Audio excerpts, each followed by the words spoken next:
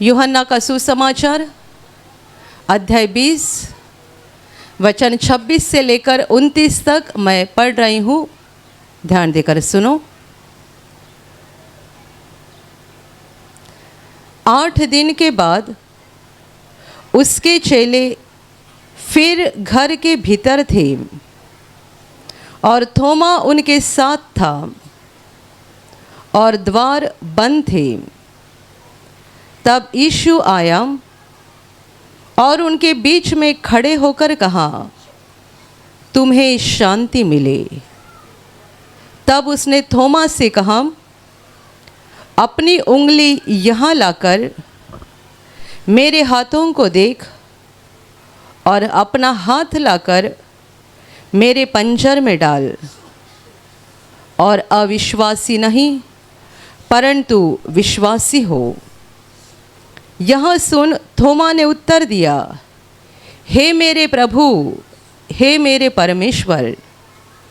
यीशु ने उससे कहा, तूने मुझे देखा है, क्या इसलिए विश्वास किया है?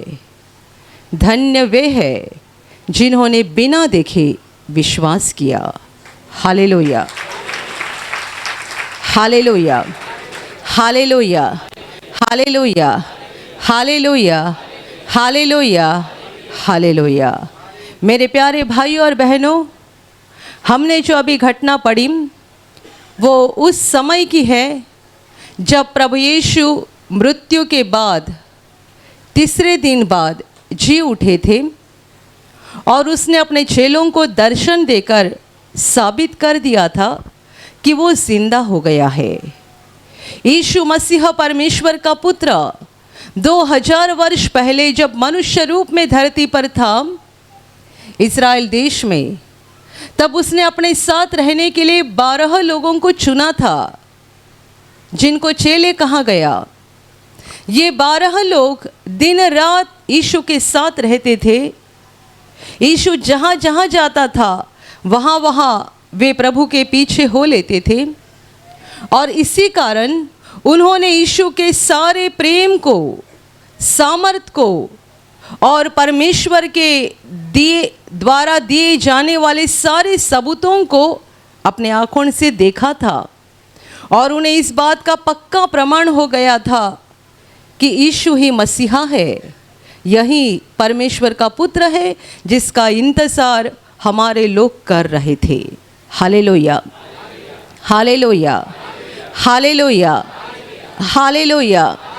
अंधों की आंखें खोलना, गूंगे को बोलने की शक्ति देना, मरे हो को जिंदा करना, आंधी और तूफान को डांट कर शांत करना, पानी का दाखरस बनाना और न जाने कितने अनगिनत ऐसे सामर्थ के काम यीशु ने अपने चेलों की आंखों के सामने किए थे और इसीलिए उनका भरोसा हुआ था कि यही मसीहा है, यही परमेश्वर का पुत्र है। पर चेले एक बात से अनजान थे कि यीशु क्रूस पर बलिदान करने जा रहा है। वो राजा है, पर राजा बनने से पहले उसको क्रूस पर मरना है। वो मरेगा, तीसरे दिन जिंदा हो जाएगा, फिर से कभी न मरेगा, युगानुयुग जिंदा रहेगा।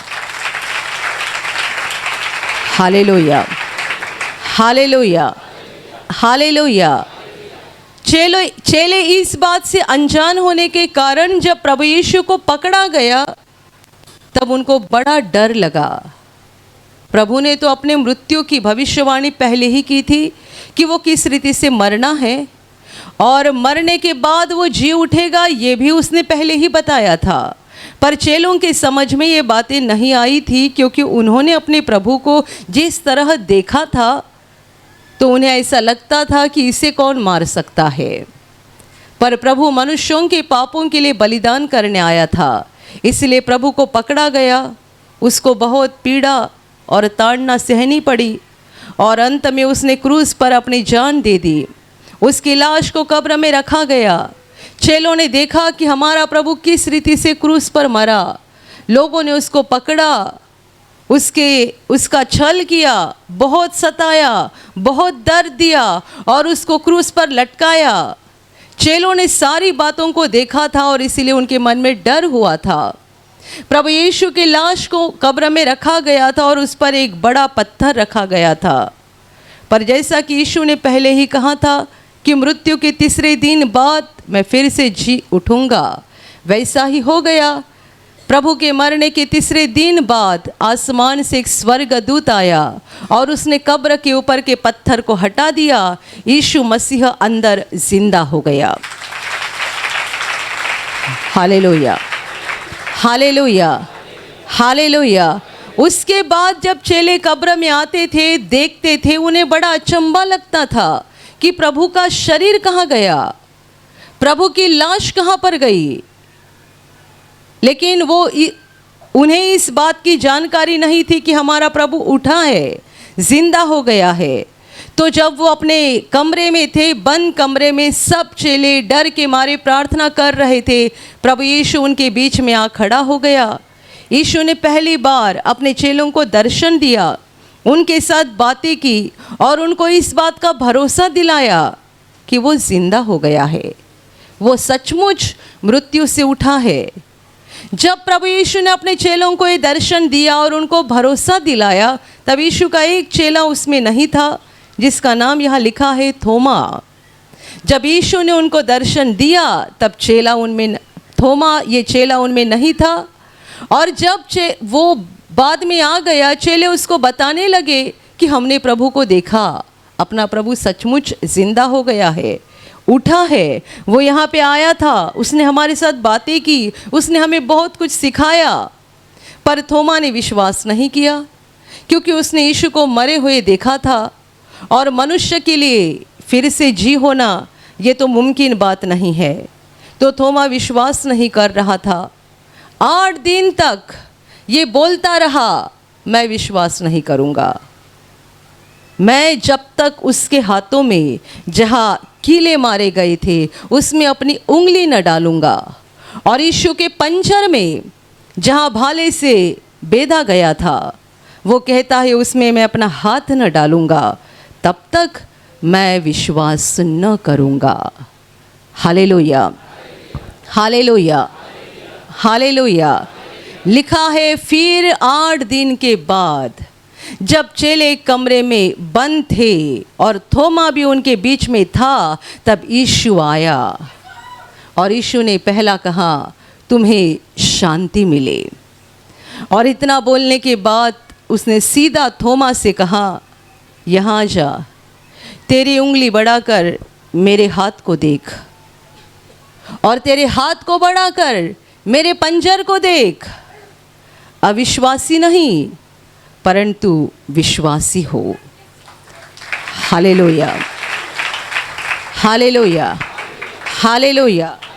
मनों को जांचने वाला परमेश्वर, प्रभु जानता था कि थोमा किस रीति से मुझे जांचना चाहता है, परखना चाहता है और वो किस रीति से देखकर विश्वास करना चाहता है।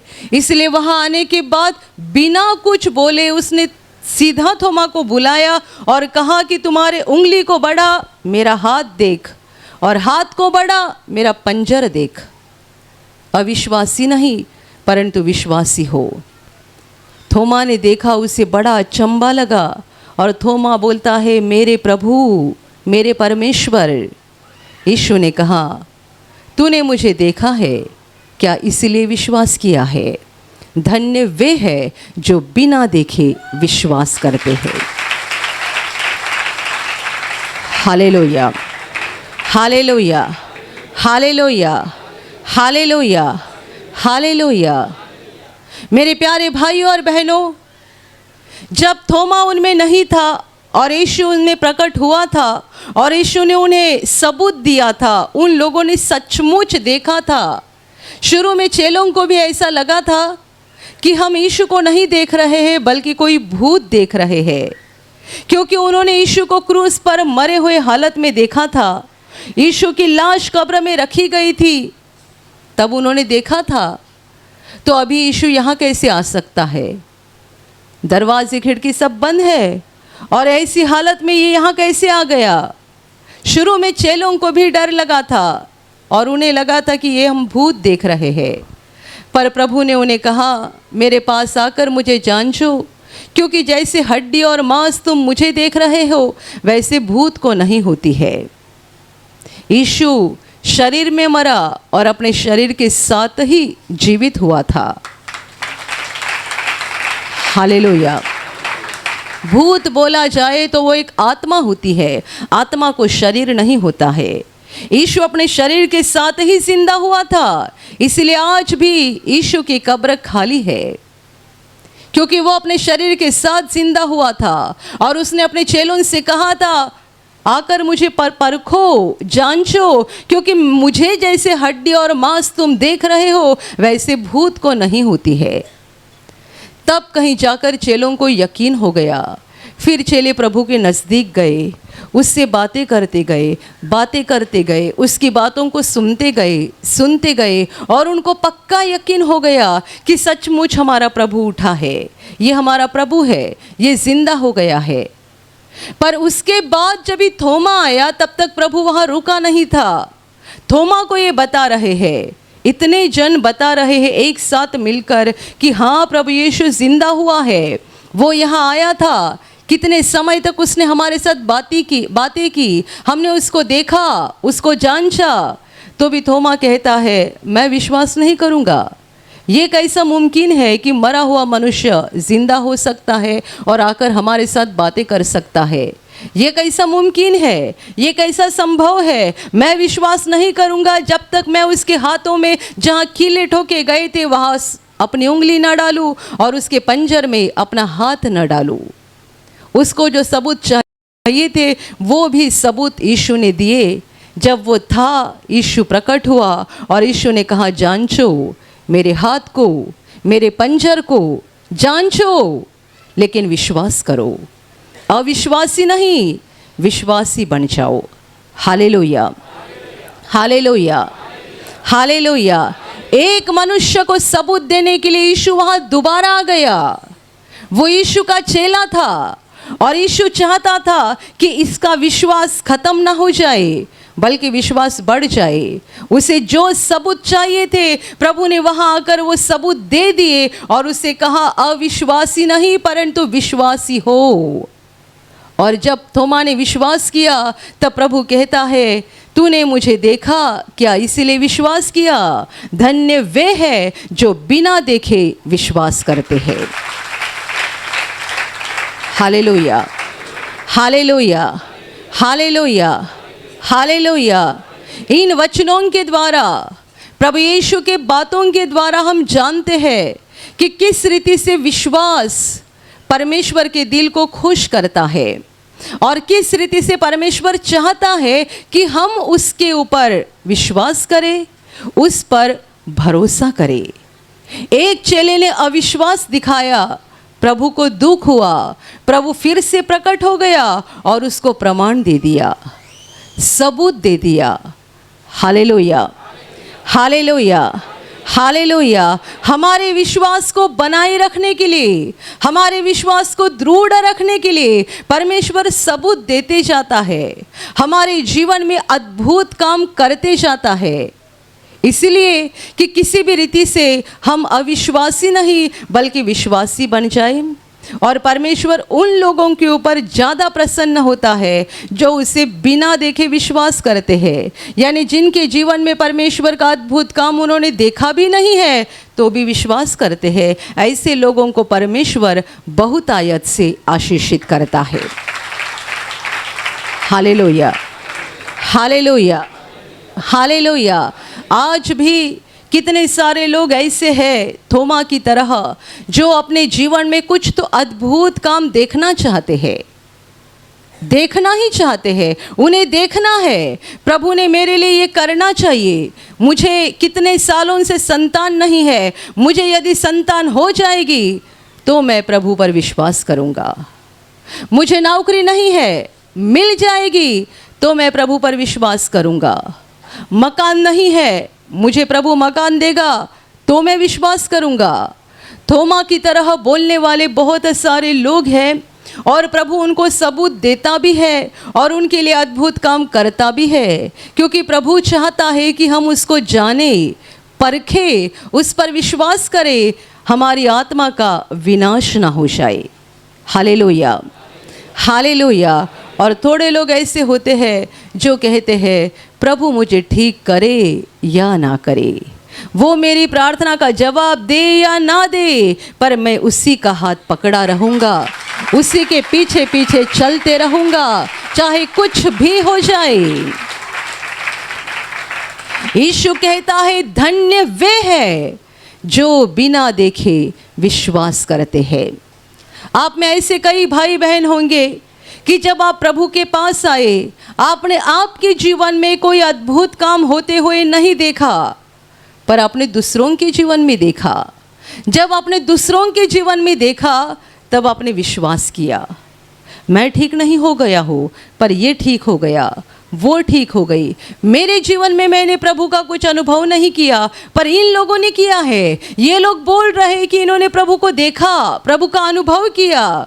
यदि इनको प्रभु का अनुभव आया है तो सचमुच वो जिंदा है, वो सत्य है। और यदि वो जिंदा है, वो सत्य है, तो मैं उस पर विश्वास करूँगा, मैं उस पर विश्वास करूँगी। और कई ऐसे होते हैं जो 100 गवाहियाँ सुनेंगे, सैकड़ों लोगों के बारे में सुनेंगे कि परमेश्वर ने उनके जीवन में अद्भुत काम किया, चमत्कार किया, चंगा किया, छुटकारा दिया, तो भी वो कहेंगे नहीं, जब तक मेरे जीवन में कुछ नहीं होता है मैं विश्वास नहीं करूँगा। Hallelujah, hallelujah, hallelujah, hallelujah, hallelujah. मनुष्य का दिल परमेश्वर के लिए इतना कड़क हो सकता है।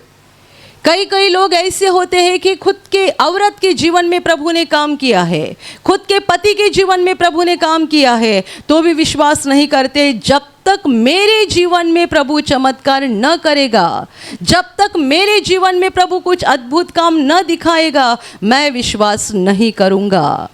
मेरे प्यारे भाइयों और बहनों, ऐसे बोलने वाले लोगों के लिए भी परमेश्वर अद्भुत काम करता है, ताकि अंत में न्याय के दिन किसी को कुछ बहाना न मिल जाए, किसी को कुछ बहाना न मिल जाए। इसलिए जो लोग बोलते हैं यदि ये हो जाएगा मैं विश्वास करूंगा, वो हो जाएगा मैं विश्वास करूंगा, उनके लिए भी प्रभु कर देता है। पर करने के बाद उनमें से कुछ लोग विश्वास करते हैं, कुछ लोग नहीं करते हैं। Hallelujah, hallelujah.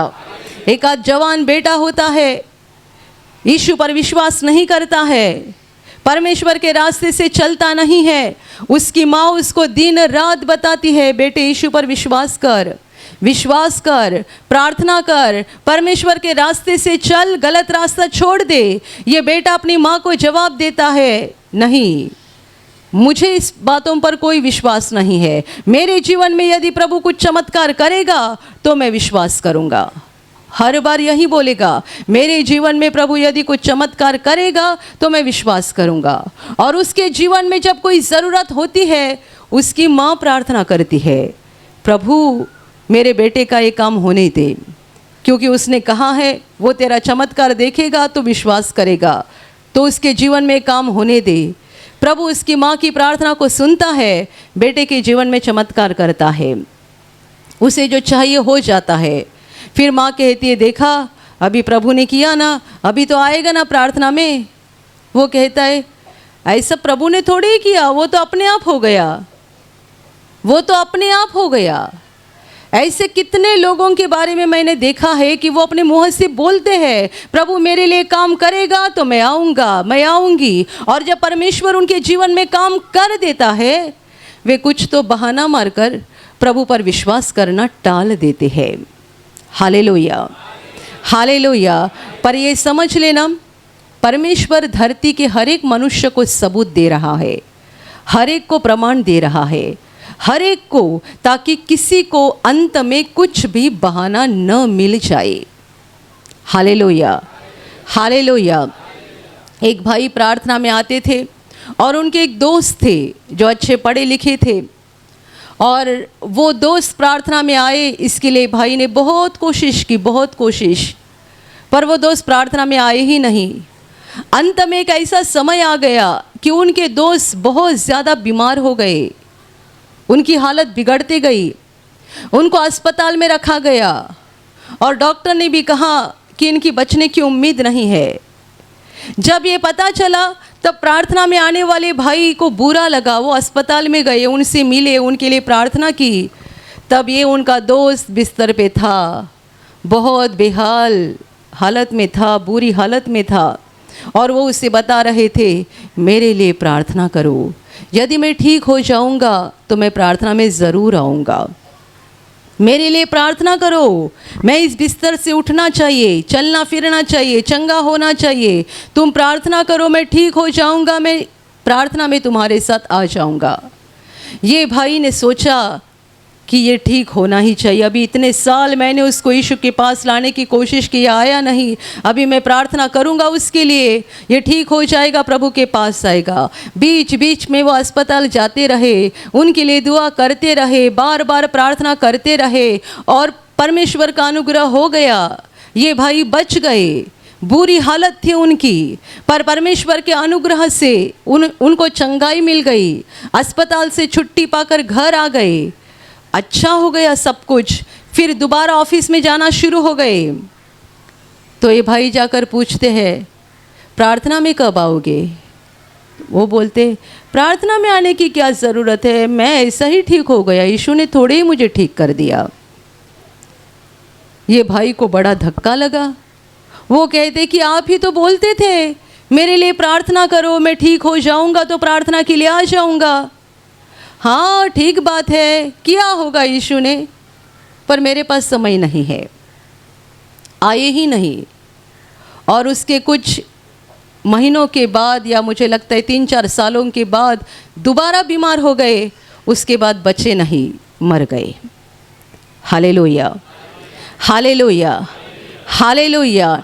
मेरे लिए ये काम हो जाएगा तो मैं विश्वास करूंगा। कितने जवान लड़के ऐसे होते हैं, जवान लड़कियां ऐसी होती है जो अपने माँ से कहती है मेरे लिए प्रार्थना कर, मैं इस परीक्षा में पास हो जाऊंगा ना, मैं प्रभु के पास आऊंगा। माँ बेचारी रो रो कर प्रार्थना करती है और ये मांगती है कि मेरे बेटे को जितने प्रतिशत चाहिए उतने मिल जाए, उससे कहीं ज़्यादा मिल जाए, ताकि वो तुम्हारे पास आए। माँ की प्रार्थना को परमेश्वर सुनता है। बेटे को अच्छे प्रतिशत मिल जाते, बेटा खुश होता है, सबको मिठाई भी बांटता है, प्रार्थना में नहीं आता है। Hallelujah, hallelujah. और आया भी तो माँ के कहने से जबरन मंच पे आएगा, गवाही देकर निकल जाएगा, दोबारा प्रभु के पास नहीं आएगा, अपना पाप का गलत रास्ता नहीं छोड़ेगा।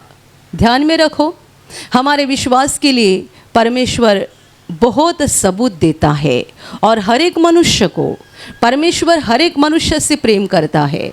और जैसे कि बाइबल हमें सिखाती है कि ये उसकी इच्छा है हर मनुष्य का उद्धार हो जाए, हर मनुष्य की आत्मा बच जाए, ये परमेश्वर की इच्छा है। हमारा विनाश हो जाए ये परमेश्वर नहीं चाहता है। अपने ज़िंदगी के दुखों को लेकर कितने बार हमें ऐसा लगता है कि ये परमेश्वर हमें देता है, पर सच्चाई ये है कि हमारा विनाश करने वाला और हमें दुख में डालने वाला शैतान है, परमेश्वर नहीं है। परमेश्वर प्रेम है, प्रेम है, अनंत प्रेम है। वो हमें जीवन देना चाहता है, खुशी देना चाहता है, शांति देना चाहता है, सफलता देना चाहता है, और वो हमें स्वर्ग का अनंत जीवन देना चाहता है। इसलिए वो हर मनुष्य के जीवन में काम करता है, हर एक को सबूत देता है। लोग क्या क्या सबूत मांगते हैं, प्रभु उनको सबूत देता भी है। पर सवाल ये है कि सबूत मिलने के बाद क्या आप परमेश्वर पर विश्वास करना शुरू कर देते हैं, या अपना ही टेढ़ा रास्ता चलना शुरू रखते हैं। Hallelujah, hallelujah, hallelujah. और थोड़े लोग ऐसे होते हैं जो परमेश्वर के दिल को खुश करते हैं, जो अपने ज़िंदगी में परमेश्वर के सामर्थ को देखने के लिए रुकते नहीं हैं, बल्कि दूसरों के जीवन में देखते हैं। प्रभु ने इसको चंगा किया, इसका मतलब वो प्रेम है। प्रभु ने उसके लिए काम किया, यानी परमेश्वर जिंदा है। प्रभु ने उसकी प्रार्थना को जवाब दिया, यानी परमेश्वर सत्य है। वो दूसरों के जीवन के कामों को देखते हैं और विश्वास करते हैं, विश्वास में बढ़ते जाते हैं, बने रहते हैं। ऐसे लोगों के ऊपर परमेश्वर प्रसन्न होता है और उनके जीवन को आशीषों से भर देता है। Hallelujah, hallelujah, hallelujah, hallelujah. अविश्वास परमेश्वर के दिल को दुख देता है। अविश्वास परमेश्वर को पसंद नहीं है।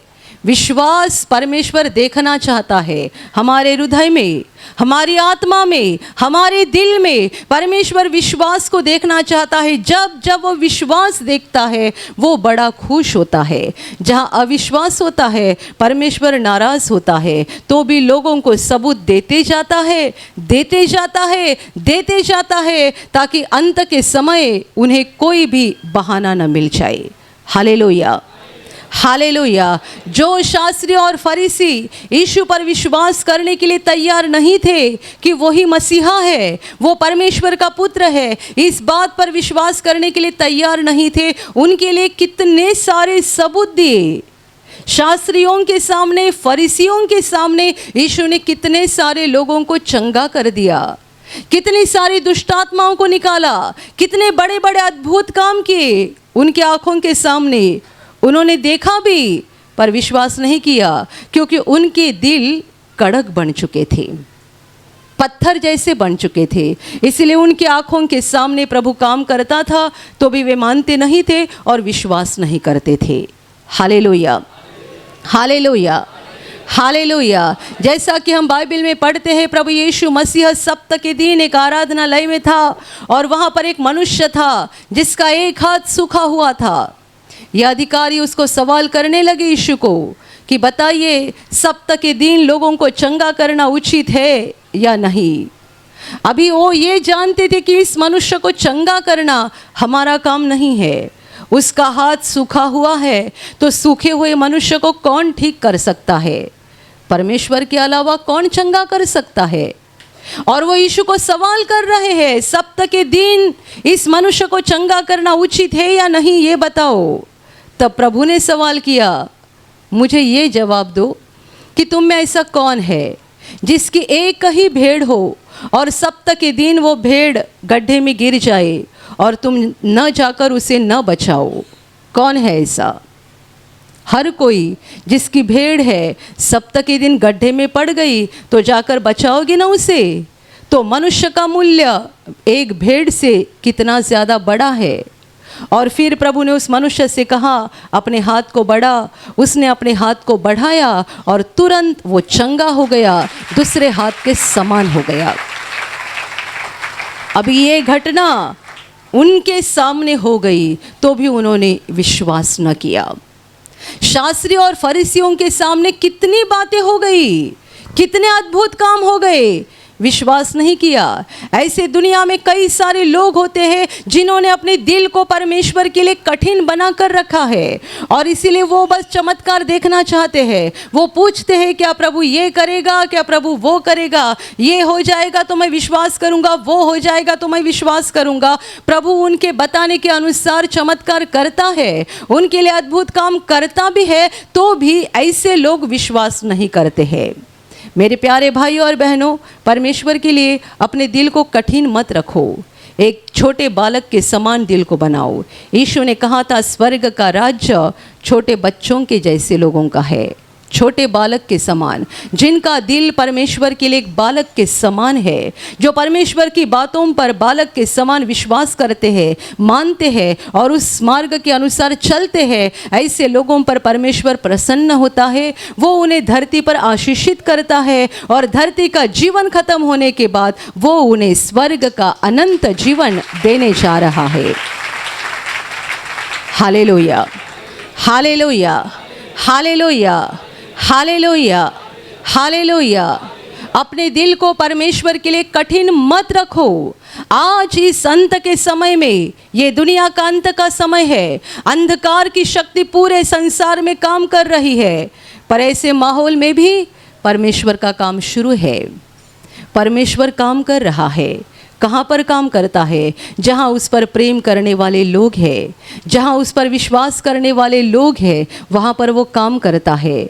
आप परमेश्वर के कामों को देखने के लिए अपने आँखों को खोलो, अपने कानों को खोलो, परमेश्वर के कामों को देखो, परमेश्वर के कामों को सुनो और अविश्वासी नहीं बल्कि विश्वासी बन जाओ।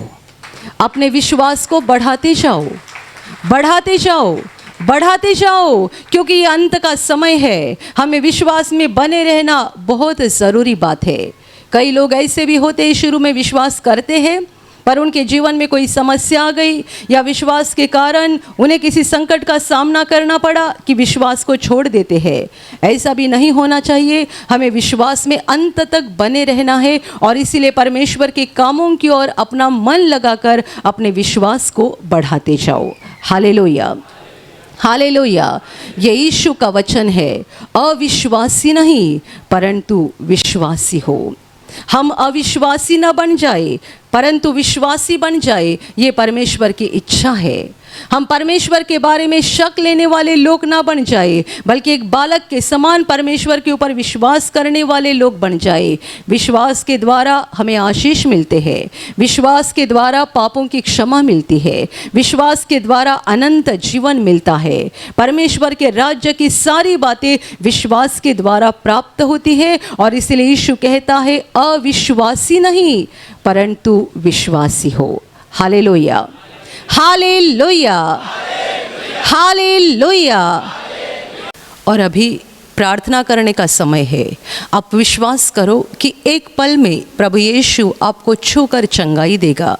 एक पल में वो आपके जीवन का दुख निकाल देगा और आपके आंसुओं को खुशी में बदल देगा, क्योंकि उसके लिए असंभव कुछ नहीं है, अनहोनी बात एक भी नहीं है। प्रभु यीशु आज भी जिंदा है। 2000 वर्ष पहले वो शरीर रूप में धरती पर था, आज शरीर रूप में नहीं बल्कि आत्मा के रूप में है। और दुनिया के कोने कोने में जहाँ जहाँ लोग विश्वास के साथ उसको पुकारते हैं, उसके पास प्रार्थना करते हैं, उन सबों की पुकार को प्रभु सुनता है, उन्हें चंगा करता है, उनके आंसुओं को पोंछ देता है और उनके जीवन को खुशी से भर देता है। आप भी इसी विश्वास के साथ आपके बीमार भाग पर हाथ रखो और यदि वहाँ हाथ नहीं रख सकते हैं तो अपने सीने पर हाथ रखो। प्रभु यीशु के नाम से इसी क्षण आपके शरीर की सारी बीमारियां निकल जाए।